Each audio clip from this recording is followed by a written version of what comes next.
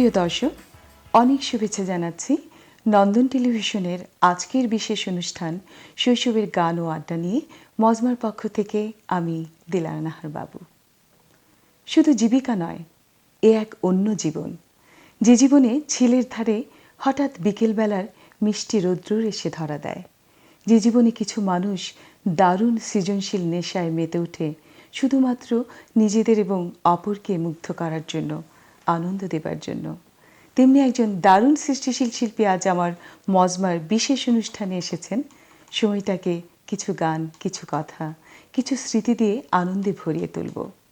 যিনি একাধারে একজন রেকর্ডিং আর্টিস্ট, সংরাইটার এবং অত্যন্ত জনপ্রিয় ব্যান্ড গ্রুপ ফুয়াদ অ্যান্ড ফ্রেন্ডসের লিড ভোকালিস্ট শুভ, যাকে আমরা ডি রকস্টার শুভ বলে জানি। হ্যালো শুভ, কি অবস্থা, কেমন আছেন? কেমন আছো? আমি সবসময় ভালো থাকি। রকস্টার শুভ, ডি রকস্টার শুভ, জি। ভালো থাকতেই হবে। চেষ্টা কানাডায় করা হয় ভালো থাকার জন্য। দারুণ। কানাডায় প্রথম এসেছোই, ভালো লাগছে? কেমন লাগছে? হ্যাঁ, this is the first time আমার জন্য কানাডাতে আসা। নর্থ আমেরিকাতে এর আগে আসা হয়েছে, উইচ ইজ ফুয়াদ। আমরা আমাদের একটা ট্যুর ছিল ব্যাক ইন, তাও অনেকদিন আগে, তাও সেটা প্রায় 9 বছর আগে। বাট কানাডাতে ফার্স্ট টাইম। আর সামারে আসা হলো, সো ওয়েদার অনেক ভালো লাগলো। মানে পার্সোনালি বলবো ওয়েদারটা অনেক জোস এই সময়টায়। আর আমরা যারা আসলে মিউজিক করার জন্য দেশে বিদেশে ঘুরে বেড়াই, আমরা আসলে আমাদের কিন্তু ওই যে টাইমটা যেটা হয় যে শোর বাইরে বাকি সময়টা কিন্তু মজা করেই কাটানো হয়। সো প্রতিদিনই দেখা যাচ্ছে যে মানে উইকেন্ড বা উইকেন্ডে আমাদের শো স্ক্যাজুলগুলো থাকে, বাট উইকডেজে অলমোস্ট খুব লেট ব্যাক, হয়তো কোথাও যাচ্ছে, কেউ নিয়ে যাচ্ছে, কোনো ফ্রেন্ড আসতেছে, অনেকদিন পর পর দেখা হয়। সো ভালো স্পেন্ডিং এ লাগছে। Good time. ইয়া, তুমি তো এসেই দারুণ মাত করে ফেললে, এসেই বেশ কয়েকটা স্টেজে পারফরমেন্স করে ফেললে, দারুণভাবে গান গেয়ে ফেললে। জি। তো ভালো লাগছে এখানকার গান গাইতে আর ঢাকায় গান গাইতে কেমন? আসলে দেশের বাইরে প্রোগ্রাম করাটা না আমাদের জন্য সবসময় একটা ডিফারেন্ট এক্সপিরিয়েন্স। বিকজ আমি সবসময় যেটা আমার অ্যাটলিস্ট স্টেজে 17 বছর হলো স্টেজে মানে প্রফেশনালি গান করতেছি। সো দেশের বাইরে সবসময় ইচ অ্যান্ড এভরি টাইম আমরা দেশের বাইরে যাই, সবার মধ্যে একটা জিনিস আমরা দেখি যে মানুষ বাংলা গান শোনার জন্য উদ্গ্রীব হয়ে অপেক্ষা করে। তো মানে দেশের বাইরে থাকলে হয়তো দেশের প্রতি টান বা দেশের প্রতি দেশপ্রেমটা আমাদের সবার মধ্যেই থাকে, কিন্তু দেশের বাইরে থাকলে যেটা হয় প্রকাশ করার জন্য সবাই খুব উদ্গ্রীব থাকে যে আমি কিভাবে প্রকাশ করব। তো সেটার জন্যই কিন্তু মানে এখানেও আমি যেটা দেখলাম যে মেলাতে প্রচুর মানুষ যাচ্ছে। যেমন লাস্ট কয়েকদিন আগে, জাস্ট 2 দিন আগে যে শোটাতে বাজালাম, ওখানে সারাদিন বৃষ্টি ছিল ইনফ্যাক্ট, মানে সন্ধ্যা থেকে। বাট মানুষজন, আমি অবাক হলাম যে বাংলাদেশি বলেই এটা সম্ভব, বাঙালির পক্ষে সম্ভব যে এই ঝুম বৃষ্টির মাঝখানেও বাচ্চা কাচ্চা সবাই ভিজতেছে, বাট এর মধ্যে ছাতি নিয়ে গান শুনতেছে। So it's been a really different experience for us, specially আমরা যারা স্টেজে মিউজিক করি। আসলে দারুণ না, একদম পাগলের মতো মানুষ দেখলাম। তুমি সুন্দর রক অ্যান্ড রোল ভাবে গান গাইছো। আমি অবশ্য বৃষ্টির জন্য যেতে পারিনি, কিন্তু লাইভে দেখেছি। খুব ভালো লাগলো। তোমার ঈদটা প্রথম কানাডায়, এই ঈদটা যে করলা? ঈদে কানাডাতে ঈদ করলাম এই প্রথম। দেশের বাইরে ঈদ প্রথম না, গত 4 বছর ধরে আসলে দেশের বাইরে ঈদ করা হচ্ছে আর কি সামহাউ। কানাডাতে এই দিস মাই 5th ইয়ার বলা যায়, যে ব্যাক টু ব্যাক আমি 5 বছর দেশের বাইরে দেশে ঈদ করি না অনেকদিন। সো এখন আসলে খুব ইচ্ছা হচ্ছে যে নেক্সট ঈদটা ডেফিনেটলি যে হোক দেশে করবো, কোনো প্রোগ্রাম থাকলে আসবো না। আচ্ছা, আমাদের স্টেজে যে গান গাইলে, সবাইকে একদম মাতিয়ে তুললে, কি কি গান গাইলে তুমি? আচ্ছা, আসলে যেটা হয়েছে যে আমাকে সবাই ডি রকস্টার হিসেবে চেনে, তার কারণটা হচ্ছে যে আমি একটা কম্পিটিশন উইন করি বাংলাদেশে। সারা বাংলাদেশ থেকে একটা কম্পিটিশন ছিল ব্যাক ইন 2006। তারপরে যেটা হচ্ছে যে আমাদের মানে আমাকে মানুষ ডি রকস্টার হিসেবে চিনলো যে গানগুলোর মাধ্যমে আমি মোস্টলি পপুলারিটি পাই। তার মধ্যে প্রথম গান ছিল ফুয়াদ ভাইয়ের সাথে করা ক্রমান্বয় অ্যালবামে তুমি আর নেই তুমি, এসডি বর্মনের একটা গান। তারপরে ছিল হচ্ছে নিটুল পায়ের, ছিল one of the most success. So what I am trying to say which is, আমার পপুলার গানগুলো ম্যাক্সিমামগুলোই হয়েছে যে গানগুলো পুরনো অনেক গান আমি নতুন করে করি। সো নতুন করে করার পরে মানুষজন সেটাকে নতুনভাবে নেয়। তোমার এই নিটল পায়ে আর এটা ফুয়াদ ভাইয়ের করা গান সোনা বন্ধুরে, সোনা বন্ধু ছিল, এটা ভীষণ জনপ্রিয় তোমার দুটি গান, আমি জানি। তো এই গান একটা শোনা যাক না, কেমন হয়? ওকে।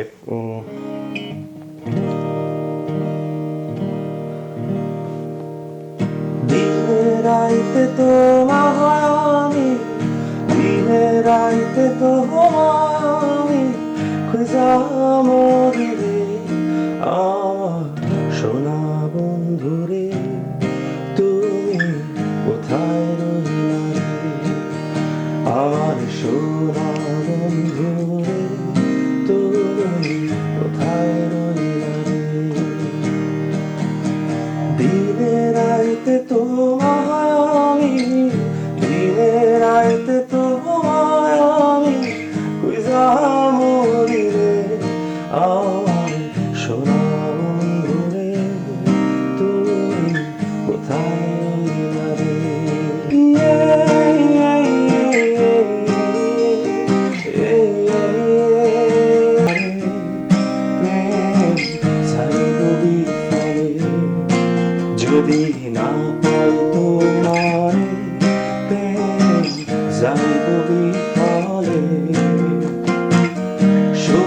জীবন অঙ্গারে হইব, সোনার জীবন অঙ্গারে হইব তোমার লাইগা রে আমার সোনা বন্ধুরে, তুমি কোথায় রইলে?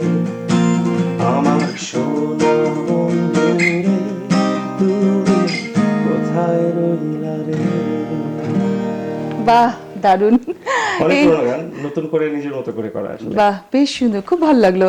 তুমি তো আরো শুনলাম বেশ কয়েকটা আমাদের আসছে কয়েকটা স্টেজ প্রোগ্রামে করছো আমাদের ইনশাআল্লাহ, এখানকার ইনশাআল্লাহ। বন্যা দুর্গতদের জন্য যে আমাদের কিছু কনসার্ট হচ্ছে, সেখানেও শুনলাম তুমি গান গাইছো। হ্যাঁ, আসলে যেটা হলো যে আমি আসলে এই কানাডাতে আসা মূল উদ্দেশ্যটা ছিল 150 years of Canada, which is Canada Bangladesh ফেস্টিভ্যালের কারণে, যেটা 7 তারিখে যেটা হলো। তো আনফরচুনেটলি আমরা আসলে যতজন আর্টিস্ট প্যানেল ছিলাম, সামহাও ভিসার টাইম বা সময়গত জটিলতার কারণে আমাদের সময় মতো আসা হয়নি। তো তারপরে এসে আরো দুটো শো করলাম, কিন্তু যেহেতু আমার পার্সোনাল একটা ইস্যু ছিল যে আমার মেজো বোন এখানে থাকে, সো ওর সাথে অনেকদিন দেখা হয় না, 4 বছর হয়ে গেছে, সো আমি একটু হাতে সময় নিয়ে আসি। তো আমার যে ফ্রেন্ডটা আছে ওকে তখন আমি বললাম যেহেতু আমি আসছি, তাহলে ওয়াই নট, আমাদের এখানে আরো কিছু সিনিয়র মিউজিশিয়ান আছে, যেমন চন্দন ভাই আছে, টুলু ভাই আছে, ট্র্যাপের মাহবুব আছে। সো আমরা চিন্তা করলাম যে আমরা যারা এখানে প্রফেশনালি মিউজিক করি এবং যারা বাংলাদেশ থেকে আমাদের সিনিয়র যারা ছিলেন, যারা প্রফেশনালি একটা লেভেলে মিউজিক করে আসছি, তো আমাদের মিউজিশিয়ান হিসেবে একটা সোশ্যাল রেসপন্সিবিলিটি সবারই আছে। তো ওয়াই নট আমরা বন্যার্থদের জন্য একটা ফ্লাড এইড কনসার্ট করি। সো আইডিয়াটা actually it came from my head. So পরে আমার যে ফ্রেন্ড জিন্না এবং ওরা Hope Bangladesh, they took it very seriously. It's a great news, খুবই একটা ভালো উদ্যোগ নিয়েছো। তো পাশাপাশি আমরা কিন্তু এখন আরো একটা আমাদের প্রবলেম হচ্ছে যে রোহিঙ্গা প্রবলেমটা, যে ইস্যুটা, এটাকে নিয়ে কি কোনো তোমরা গণজোয়ার বা গানের কোনো কিছু তৈরি করছো? আসলে পৃথিবীতে যে কোনো ভালো কিছুর সাথে কিন্তু গান জড়িত। আপনি দেখেন যে কখনো গান দিয়ে কিন্তু কখনো ভায়োলেন্স হয় না। তো যত ভালো কিছু, ভালো মেসেজ, ভালো কাজ, সবকিছুকে যদি অ্যাওয়ারনেস ক্রিয়েট করা যদি বলি, তাহলে অ্যাওয়ারনেস ক্রিয়েট করার জন্য music is the quickest language. গানের মাধ্যমে মানুষ কিন্তু আমরা সরাসরি মানুষের একদম সামনাসামনি কাছাকাছি চলে যেতে পারি। সো অবশ্যই হ্যাঁ, এই রোহিঙ্গা মানবতার এই ইস্যুটা, সো এই ইস্যুটা নিয়ে অবশ্যই মানে আপনি বললেন, আজকে আমি মাথায় রাখলাম। আমার দিক থেকে আমি আমার যথাসাধ্য চেষ্টা করব যে এই ব্যাপারে কিছু যদি করা যায়, ডেফিনেটলি ওয়াই নট। আচ্ছা, দর্শক আপনারা দেখছেন আমাদের প্রিয় শিল্পী, এপার ওপার বাংলায় জনপ্রিয় একজন অত্যন্ত জনপ্রিয় শিল্পী ডি রকস্টার শুভ। আমরা চলুন তার কিছু ভিডিও। গান ছাড়া আর কি ভালো লাগে? ট্রাভেলিং। Traveling? আমি অনেক ট্রাভেল করি, আচ্ছা, অনেক ট্রাভেল করি, সত্যি কথা। ইভেন দেশেও আমি প্রচুর ট্রাভেল করি। মানে সময় পেলে উইকেন্ডে, যে কোনো সময় পেলে I use to travel a লট।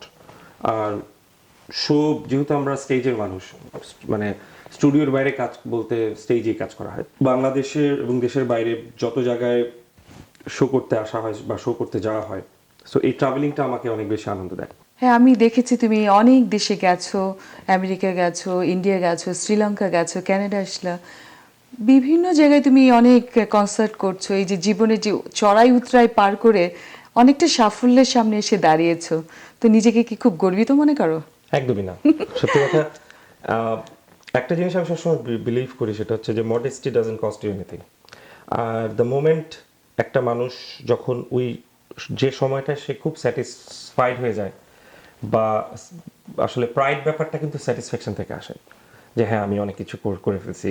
তো প্রাইডটা আসলে কিন্তু ওই মোমেন্টটা থেকে ওই মানুষটার মানে অ্যাডভান্স হওয়া বা সামনের দিকে এগিয়ে যাওয়াটা কিন্তু ওই দিন থেকে বন্ধ, যেটা আমি পার্সোনালি বিলিভ করি। সো ইনফ্যাক্ট আমার একটা উদাহরণ দিই আপনাকে। যেমন আমি ঢাকা ইউনিভার্সিটি থেকে পড়াশোনা করে বেরিয়েছি। তো আমার মিউজিকের পেছনে বা মিউজিকের গান করার অন্যতম বড় একটা সময় ছিল ঢাকা বিশ্ববিদ্যালয়ের 6 বছর থেকে 7 বছর।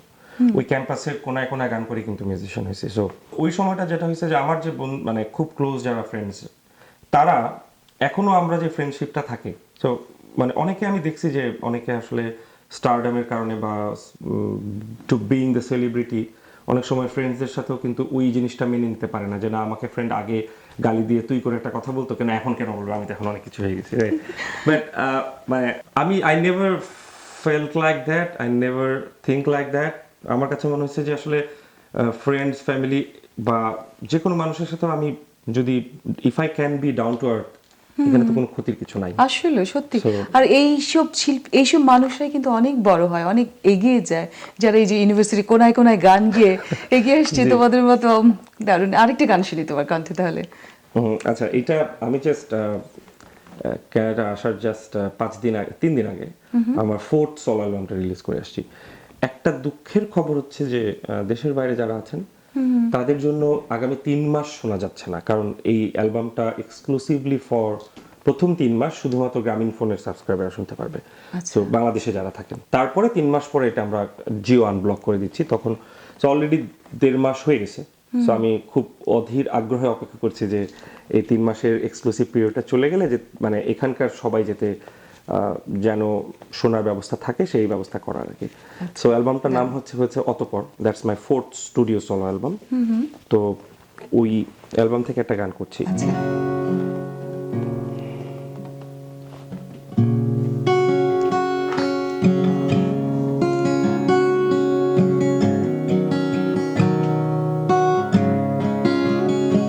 এই গানটা আমি যখন গত 4 বছর ধরে অস্ট্রেলিয়াতে ছিলাম পড়াশোনার কারণে, তো প্রতিটা মুহূর্তে আমি আমার দেশকে, আমার মাকে মিস করতাম। সো ওই ফিলিংটা থেকে আমার গানটা লেখা।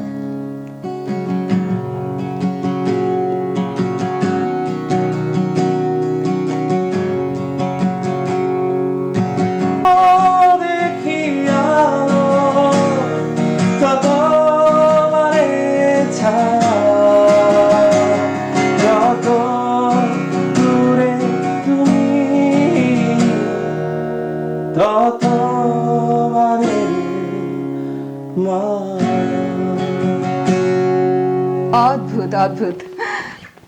এত যে মাকে মিস করতে, তো এখন যে অনেক দূরে আছো, হৃদয়ের কোণে যাকে রেখেছো তাকে কেমন মিস করছো? আসলে আমার ফিলিংটা একটু ডিফারেন্ট। আসলে মার ব্যাপারে যেটা হয় কি, আমরা মানে মার ভালোবাসা যে পৃথিবীর সবচেয়ে বড় ভালোবাসা, হ্যাঁ, এটা কিভাবে প্রতি মুহূর্তে মনে করা যায়। যেমন আমার কাছে মনে হয়, কখন আমি জানি না লাস্ট আমি কবে মাকে সামনাসামনি বলছি যে মা আমি তোমাকে অনেক ভালোবাসি, এটা কখনোই বলি না। তারপরে কিন্তু মা সবসময় তার ছেলের জন্য কিন্তু ওই স্নেহ বা ওই মমতাটুকু নিয়েই কাজ করে। আমরা যে বলি না, এটা ভালো কিছু না, এটা আমাদের আসলে বলা উচিত। আবার এটাও কিন্তু ঠিক যে বলি না তার মানে মিস করি না, তা কিন্তু না। না, যেমন এই যে এখন গান করছিলাম, তো গান করার মাঝখানে কিন্তু মার কথা মনে হয়েছে। কান্না পাচ্ছিল? ঠিক ওরকম না, বাট অনেক মিস করছি একটা মিস, হ্যাঁ অবশ্যই করছিলাম। আর আর তাকে তাকে সে আমার ওয়াইফ। আচ্ছা, হ্যাঁ ও আসলে এখন, হ্যাঁ ওর সাথে আমার প্রায় অস্ট্রেলিয়া থেকে আমি বাংলাদেশে যাই, ও এখন অস্ট্রেলিয়াতে আছে। তো বাংলাদেশ থেকে আবার এখানে আসলাম। So it's been a like long to মানে এখনই 2 থেকে 3 মাস হয়ে গেছে। সো হ্যাঁ অবভিয়াসলি মিস তো করি। দারুণ মিস করছো। তার ওর জন্য কিছু বলো, ওর জন্য একটা গান গাও আমাদের। ওকে, ওর জন্য গান গাইবো। আচ্ছা, এই যদি গান চলে যাবে এখনই, ও তুমি একটু পরেই শুরু হবে টিপ টিপ বৃষ্টি, ভিজে যাবে তুমি টিপ টিপ বৃষ্টি।